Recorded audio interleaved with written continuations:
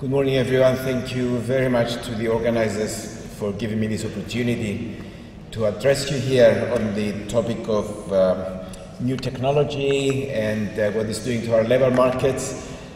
My interests, as you heard in the introduction, have always been in labor markets. The bulk of my work was devoted to unemployment and inequality, how to deal with the problem of unemployment.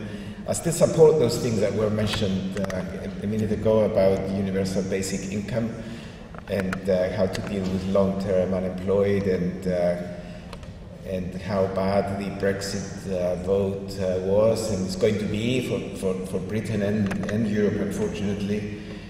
For those of us who support European integration as the future model for the continent. But I've also been simultaneously interested in the structural changes that take place in our economies as we introduce new technologies. And of course, the new technology that is being introduced currently is automation, robots, artificial intelligence. The United States, as in so many other industrial technologies, is leading the way with Boston area in Massachusetts becoming the center for robotic developments. But China is also pushing forward. In fact, it is the second country in terms of research in robotics and results in scientific papers. The UK, Germany are also close by. But the Chinese policy known as the Made in China 2025 is based on automation in industry and the introduction of robots and artificial intelligence.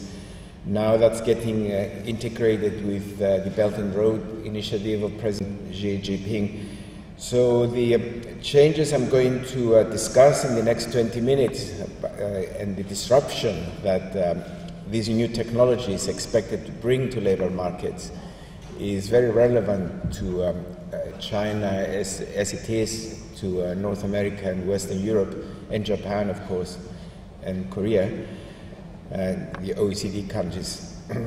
And I'm going to argue that governments need to take urgent action if we are going to avoid getting even more inequalities and problems, long-term problems in labor markets from the introduction of the technologies. But of course, let me say beforehand that I don't have technology phobia. I think technology should be encouraged and adopted as soon as possible, and the countries that do it first will be the ones that will prosper. But there are some other things that we should be dealing with, and this is what is going to be the emphasis of my work. Now, my first slide just illustrates what I just said, that sustained economic growth comes from new technology. There might be episodes of economic growth that don't require new technology, but if we're going to get sustained growth, we do require it. And if China is going to continue growing at the rates that we've experienced, it has to rely on new technology. The era where growth came by moving agricultural labor from rural areas to urban areas is gone. New technology is going to be the future. What is new technology? Well, you basically discover how to make things more cheaply, so you become more competitive. You discover new products so that you attract new consumers, new markets. That's how it works. And unfortunately, new technology doesn't affect the whole economy uniformly. It favors some sectors against others. Some sectors gain, some lose, and that's what I call by disruption and structural transformation. And that's what we have to deal with when there is economic growth. We cannot expect the whole economy to go up uniformly. It used to be known that growth lifts all boats. In fact, it doesn't lift all boats. Some boats sink when there is new technology, and that's what we have to be careful to deal with. Now, the current technology, by which I mean 21st century technology, is based on computers, of course, the internet, artificial intelligence, and I'm going to argue that the structural transformation that is coming to our economies from the new technologies is different from earlier ones that we have experienced. Now, earlier technologies, and the most recent one that, before computers, the biggest shock, if you like, in the technological industrial production that we experienced was electrification, was the invention of electricity. With electricity, we could set up factories, mass production, consumer durables. Now electricity, just in the previous era, it was the steam engine. In the late 19th century, 20th century, it was electric power. Now, electric power destroyed mainly unskilled jobs. The simplest that we all understand is that it is the one of the domestic assistant. In the beginning of the 20th century, we have documentation that every family who could afford it at least was employing 3 or 4 domestic assistants. In the United States, it used to be the Irish immigrant. In Europe, it used to be agricultural labor going on to the cities. You had the cleaners, the cooks, the seamsters, all those people. All those jobs were destroyed by electrification, by the advent of vacuum cleaners and refrigerators and consumer durables. Of course, in industry, the change was even more devastating. The coming of the assembly line, the production of that massive durables, motor cars, aircraft, all these things that created enormous amounts of jobs. Now, with computerization, however, computers do not destroy unskilled jobs. Computers destroy routine jobs, because what the computer does is that you can program the computer to do some routine calculations. Those routine calculations are not necessarily unskilled. They might need a lot of skill to do, but they are routine. They can be programmed onto a machine. They don't require much thinking, the computer ones. And therefore, what we find with the early stages of the introduction of computers, that's late 20th century, if you like, after the 1970s, is that we're losing a lot of jobs that would be in the middle of this skills distribution. That's usually where the routine jobs are. And those I've listed a few here. They're the cashiers, the booking agents, the booksellers, the typists, the clerks, both industrial and service jobs that have been replaced by computers. We now book our flights on the internet. We don't go to a travel agent. We buy our books on the internet, because these are routine operations. What the implication for wages is not one that is very good from the social point of view, because what you have is that the bottom part of the skills distribution, the janitors, the cleaners, the security people, all those, they don't use computers in their work, but their jobs survive because computers cannot do their work. Because they don't use computers, they don't gain in productivity from the introduction of computers, and therefore their wages stagnate. There is no wage growth, and we see this in the Western countries, especially the United States, where the growth of the last 30 years or so has not benefited the bottom end of the wage distribution.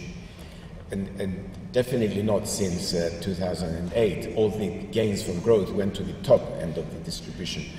The middle part of the distribution suffers even more, because those are the routine jobs that have been replaced by computers. Whereas the upper part of the skills distribution, the managers, the decision makers, they benefited enormously from the introduction of computers, because they use computers in their work, and that increases their productivity. And therefore, we have a new technology, that's computerization, that benefits the top end, they get wage rises, harms the middle end, their wages fall, and keeps the bottom end steady, because it doesn't benefit them. And you get this increase in inequality that we observed in the 1980s. This is something that governments have to act.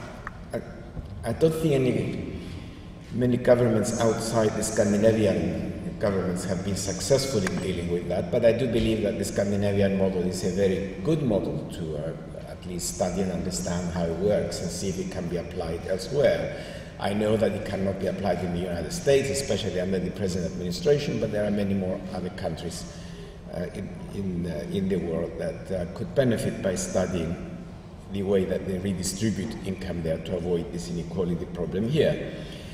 Now, what about robots and artificial intelligence? Well, the problem with robots from the employees' point of view, if you like, is that the jobs that are being taken over by robots are not routine jobs. They are jobs that involve brain power. And I use as an example a driverless car. There are cars now that drive in the roads, and they're safer than normal taxis, if you like. And they do not have a driver. They rely on computer perceptions to drive. Now, those jobs are thinking jobs. The driver has to think, how can he avoid traffic? How can he avoid hitting a child who's crossing the road when the traffic light is red? And all these things are done by artificial intelligence. 3D printing is not routine. And there's many other examples we can use. There are letter deliveries, for example, where it stops at addresses and delivers that. I think there is a headless dog in Boston delivering letters, something like that, I was told recently. So robots and artificial intelligence are replacing skilled workers, but the problem is that we don't know yet what type of skilled workers will be replaced. We know very little about the sectors that will be affected. Each new innovation will put at risk different kinds of jobs. It's not possible for either companies or workers to plan ahead.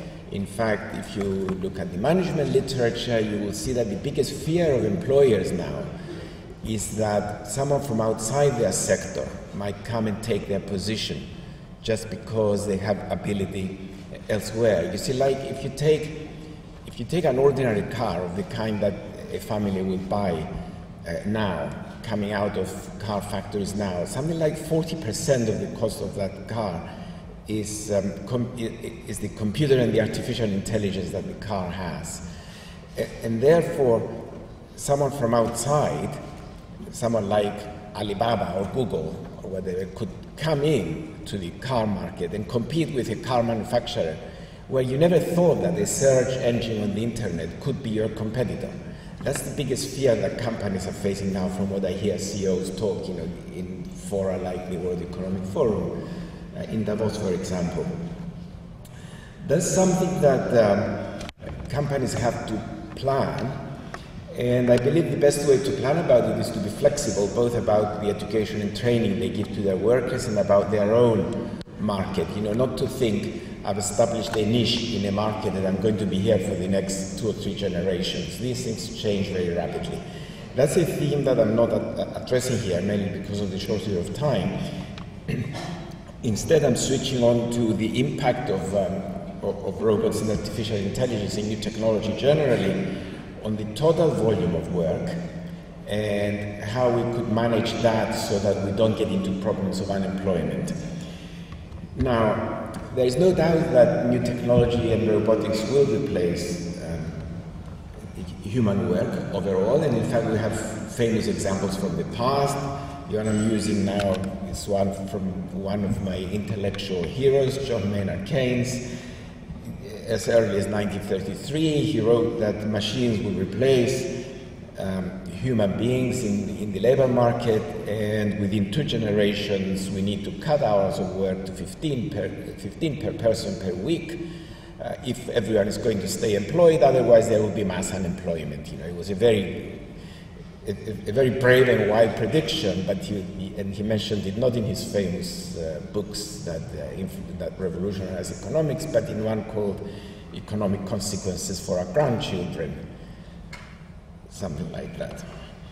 In Essays in Persuasion, in fact, the title of the book was called. Now, if you look at hours of work across developed countries, you will see that Keynes was right to some extent, in that on average, countries with higher productivity work shorter hours, and other countries that do not have a high productivity need to introduce new technology, increase their productivity, reduce their hours of work, take more leisure, and enjoy their life more. You see it here. Unfortunately, China is not included in these statistics. I couldn't find any reliable Chinese statistics to show you, but the country that works the fewest hours of work in the OECD is Germany and Netherlands, which are, of course, the champions of the OECD, as it were, for new technology. And the country that works the longest hours in the OECD is Greece, which is being criticized constantly recently as being a very lazy country. That's because Greece is unproductive and they work long hours to get any product out. Germany is much more productive and they work fewer hours. And you can see here a very good correlation between weekly hours of work and productivity. What that means is that as we introduce the new technology, we shouldn't be worried about losing jobs because we can still have full employment and make sure that we work less hours each person. That comes either through what we might call job sharing, lots of part-time jobs, which is what Germany and Netherlands have. It could come from new job creation. I've been given a 5-minute warning, and I wish I had 10 minutes to explain to you where the new job creation is going to come from, but I'm going to try and do it anyway. The new job creation will come in sectors that cannot be automated. And many of these sectors is what you might call luxuries. As a society becomes wealthier from the introduction of new technology like the robots, then essentially what we do is that, you know, if you can imagine being the owner of a robot, let the robot do all the boring stuff that you can't be bothered to do, and then spend the money that the robot will earn you on luxury goods and services. Now, what are those luxuries? Well, after thinking about it for a long time, you won't be surprised to hear that the biggest luxury, I think, is good health and care. You know, you don't feel well, hire a top physician, a top nurse to look after you, and then you really feel well. That's a luxury that many of us do not have, or at least we didn't used to have because we couldn't afford these services. Education is a luxury. Go and learn more than what you think you might need at work. You know, stay in school until you are mid-20s instead of leaving at 15, 16. Then the leisure industry obviously is a luxury for obvious reasons. And boring stuff like real estate management, household services, personal services, those are the sectors that will create jobs. Whether we like it or not, our societies have become both wealthier and aging. And aging societies do spend more on things that older people cannot be bothered to do. Those will be job creation sectors. They spend a lot more on care, they hire their house cleaners, their real estate management, and what's more is that the older people we have nowadays are the ones that are pretty wealthy because they haven't experienced a destructive war or a massive recession like the 1930s. So there is a lot of money that the so-called silver generation spends. So there's a silver market developing. The color silver, as you can imagine, comes from the top of our heads, those of us who still have a little bit of hair actually to show the color. But it is known as the silver, the silver market that is being created more and more. And of course there is no other country that has a bigger silver market than Japan, as you're going to see in a minute. Now the health sector does provide, especially caring in health is a luxury. Now you can see it here that as income per head goes up, then the percent of spending that goes on health and care increases. Now the United States is an outlier here. I mean, it is silly how much health and care costs in the United States. I hope those of you who are not from the United States, you don't experience it. But it also has to do with the way the market is structured.